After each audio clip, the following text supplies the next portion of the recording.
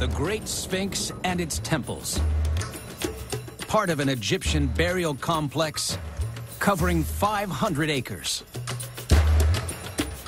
This ancient multiplex slopes gently downhill towards the Sphinx, where it abruptly ends with two mysterious stone pathways.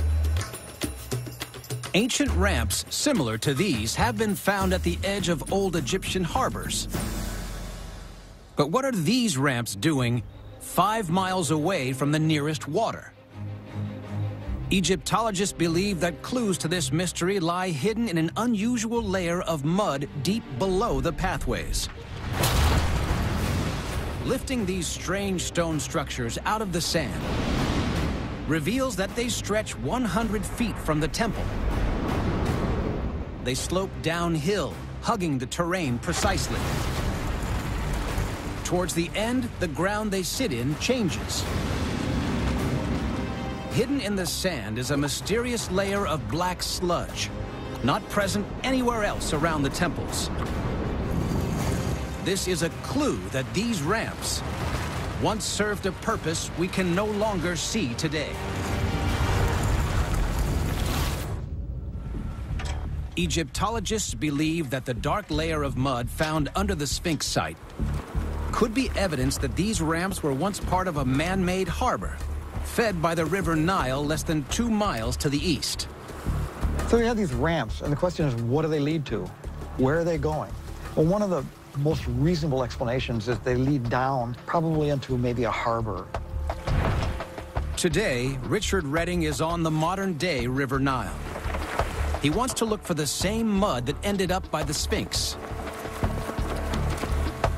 He believes this mud is carried by the water when it's flowing, but then sinks to the bottom when it's calm.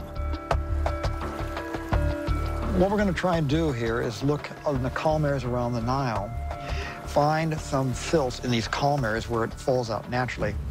And that would be very similar to the process of forming a silt layer on the bottom of this harbor. Richard aims his boat towards a calm section of the Nile to put this theory to the test. If we head over to the shallows over here, we can take some samples of the silt that lie in the bottom. There's not much water movement over here. It's fairly calm. He uses a hand-operated drilling tool called an auger to lift out samples of mud from the bottom of the river.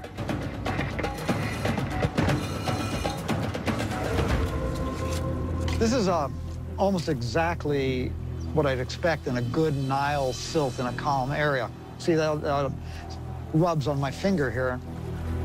This type of silt is unique to the Nile because of the river's source miles upstream in Central Africa. The silt came down from the Ethiopian highlands, and that silt was black. It was rich in minerals that are dark volcanic minerals. So it's exactly what I would expect. Richard believes the Nile mud at the base of the Sphinx is proof that the Egyptians constructed a sheltered harbor here. It gets into that harbor, which is kind of a cul-de-sac, a bag at the end. And the water hits there, rises up, and then stops. And it calms down. And as it calms, all that silt that it's carrying, all that black silt, all that Nile silt will just fall to the bottom and create a